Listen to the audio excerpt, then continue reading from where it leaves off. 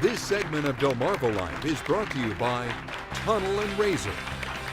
Well, we've all heard the stories how one questionable post on social media can land a person in pretty hot water. Yeah, it can be with a place of employment. It can be with school.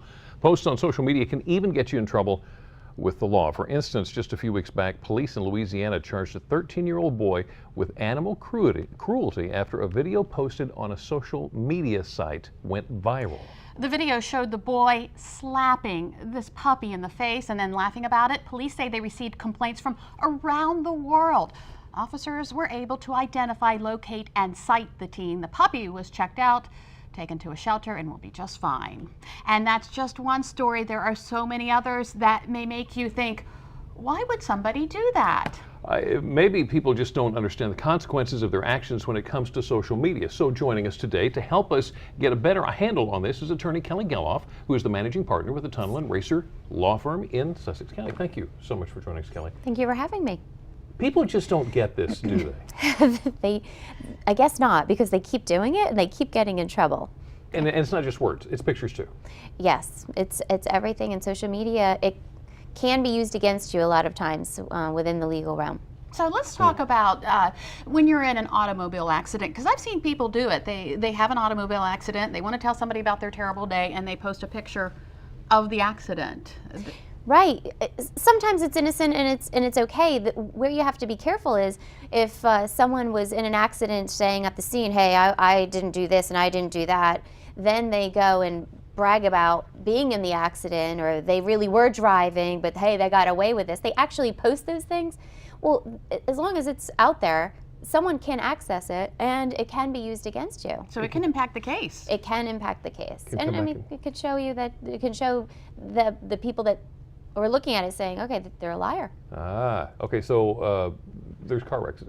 When it comes to family situations, it can get kind of sticky there too, can't it? Yes, it is used in family court a lot of times, where an example would be if someone is going for what they call a PFA, or protection from abuse order, against, say, their ex-spouse, soon-to-be ex-spouse, or whomever, because they feel that things are going on in the home that shouldn't be, or against themselves, whatever it may be. They can go on to their Facebook account or Twitter or whatever it is and see what's going on and see if they have posted any pictures actually showing the behavior that they're denying is happening. And it's not just your post you got to look out for, it's your friends' posts as well who may be in your house? Yes, and in that particular situation, yeah, if you're living with somebody and that person is doing things that you're saying aren't happening in the home, well, yeah, that would impact that situation.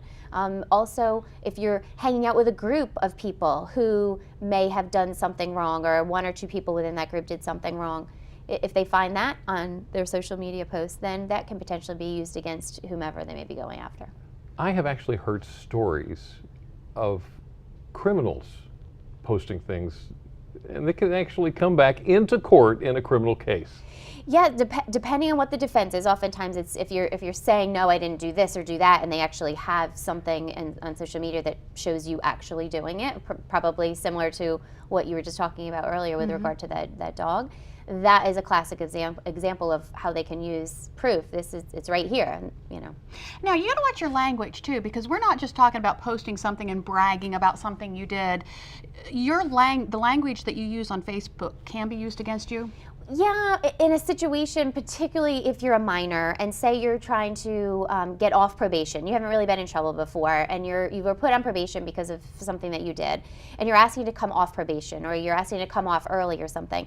Well, if say in that case, the prosecutor were able to access some kind of account or Twitter account, or an attorney involved for the victim were to access it and see that you are using vulgar language, you're bullying people, you are not doing things that you claim to be doing and trying to stay straight and be a good citizen, they may potentially be able to bring that before the judge and say, look, I'm really opposing this person being let off probation. I don't think he's learned his lesson, or she hasn't learned her lesson, because look at what they're doing. That potentially could come up, yes. This seems like it would be a common sense thing, but be careful what you post about where you work too. Yes, in Delaware, I mean, it is an at-will state. So unless you have a contract, so let's talk about it. If you don't have a contract of some sort, and your boss, supervisor, someone within the company were to see you posting hate mail or something somewhere, then you could be called in on it, or they don't have to have a reason to get rid of you. I mean, they may just look at that enough and say, you know, they don't have loyalty to this company, and, you know, we're going to let you go. They don't have to give the reason. So don't bash your boss on Facebook. Kelly, thank you so much. Wow, lots of things to know and remember. And if you'd like more information on Tunnel and Razor's areas of practice, go to delmarvalife.com and click on the show tab. Now, still ahead on Delmarva Life, did you hit the drive-thru today? Well, a lot of us are trying to lose weight but still find the convenience of fast food a necessity. How you can order quick and tasty without packing on the pounds. Well, here's a guy that knows all about dropping the pounds. Bobby Dean's going to join us to talk about his weight loss journey. And he also weighs in, if you'll pardon the pun, on his mother Paula's major comeback after recent controversy. But first, we continue to celebrate Black History Month and the stories right here on Delmarva. Now, a person who's made history, present day, Brian Spiros, with more on Cambridge Mayor Victoria Jackson Stanley. Victoria Jackson Stanley was born and raised in Cambridge. She refers to herself as a product of the 1960s and witnessed a great deal of the civil unrest during that time. She eventually went off to college, then returned to Cambridge. That's when she says she began paying close attention to her community and the way things were changing. In 2004, she tried making her mark on the political scene and ran for Ward 1 Commissioner, which she lost. In 2008, the race for mayor was underway. After consulting with family and reflecting on her faith, she decided to run. In July of that year, she was elected mayor of Cambridge, marking an historic moment. Not only was she the city's first female mayor, she was also the first Black mayor on the Eastern Shore. Mayor Victoria Jackson Stanley is now serving her second term in office, devoting herself to the community she calls home.